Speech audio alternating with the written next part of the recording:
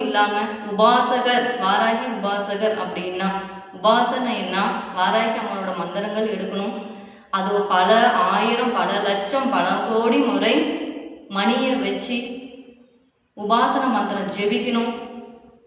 ஆரம்பத்தில் இந்த உபாசனையை எனக்கு கொடுத்தது என்னோட கணவரான என்னோட குருநாதர் அவர் கொடுத்தாரு. அதை வச்சு சொல்லிட்டு இருந்த பின்னாடி தான் பழங்கோடி முறை வாராகி அம்மனிடம் அந்த மந்திரத்தை சொன்ன பின்னாடி தான் அம்மா நேரில் காய்ச்சி கொடுத்தா. அது வச்சு தான் நான் வாராகி உபாசகர்னு சொல்லிட்டு இருக்கேன். என் கணவரும் வாராகி உபாசகர் தான். இன்றைக்கும் பார்த்தீங்க அப்படின்னாக்கா அவர் வேலைக்கு தான் போயிருக்காரு. என்ன காரணம் அப்படின்னா சனிக்கிழமை அமாவாசை பூஜை இருக்குது. அந்த பூஜைக்கு தேவையான பொருட்கள்லாம் வாங்கணும், அன்னதானமும் பண்ணணும். எங்களால் இயன்ற வரைக்கும் எங்களால் முடிஞ்சதை இந்த ஆலயத்துக்கு பண்ணிட்டு தான் இருக்கிறோம். இங்கே வர்ற பக்தர்கள்கிட்ட இந்த காணிக்கை அந்த காணிக்கை நாங்கள் எதுவுமே வாங்கிறது கிடையாது. வாக்குக்கு 200 ரூபா. அதுவும் நீ விருப்பப்பட்டா கேளு. விருப்பப்பட்டு கேட்குறவங்ககிட்டே நாங்கள் சொல்கிறது பஞ்சமி பூஜையில் கலந்துக்கணும், அமாவாசை பூஜையில் கலந்துக்குங்க, பௌர்ணமி பூஜையில் கலந்துக்குங்க.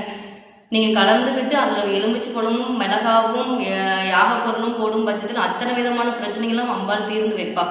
எங்களை நீங்கள் நம்ப வேண்டாம் அப்படின்னு தான் நான் பலமுறை சொல்லிகிட்டு இருக்கேன். வாக்குன்றது கேட்க வேண்டாம், அம்மாவை வணங்குங்க தான் இது வரைக்கும் பண்ணிகிட்ருக்கேன். கோயிலுக்கு வர பக்தர்களுக்கு நீங்கள் கேட்டால் தெரியும். உபாசகர்னு சொல்கிறோம் அப்படின்னா அம்மாவோட உபாசனையை நாங்கள் எடுத்து பண்ணிகிட்டு இருந்தோம்.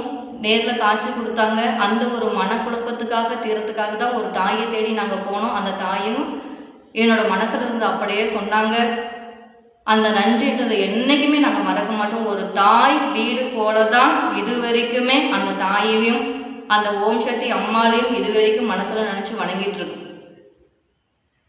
அவங்ககிட்ட பல நல்லதுகள் கற்றுக்கிட்டோம். ஆன்மீகத்தில் நல்லது கற்றுக்கணும் அம்மா சொன்னாங்க. ஆன்மீகத்தில் நல்லது தான் கற்றுட்ருக்கோம், கெட்டது நாங்கள் கற்றுக்கல. சும்மா ஒரு கை கழுவுறதுக்கு காசு, கால் கழுவுறதுக்கு காசு, ஒரு மஞ்சள் மாலை வாங்குறதுக்கு 1000 ரூபா, ஒரு வாக்கு கேட்கணுன்னா 1500 ரூபா.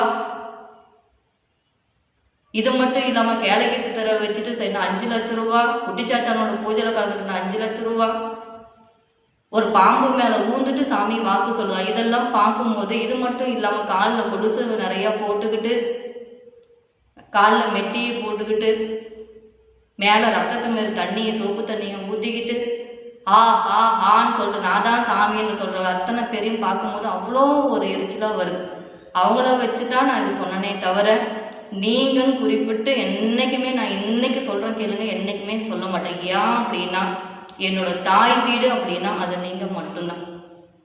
இன்னைக்கு இல்லை, என்னைக்கு இல்லை, எப்பயுமே அதை நான் சொல்லுவேன்.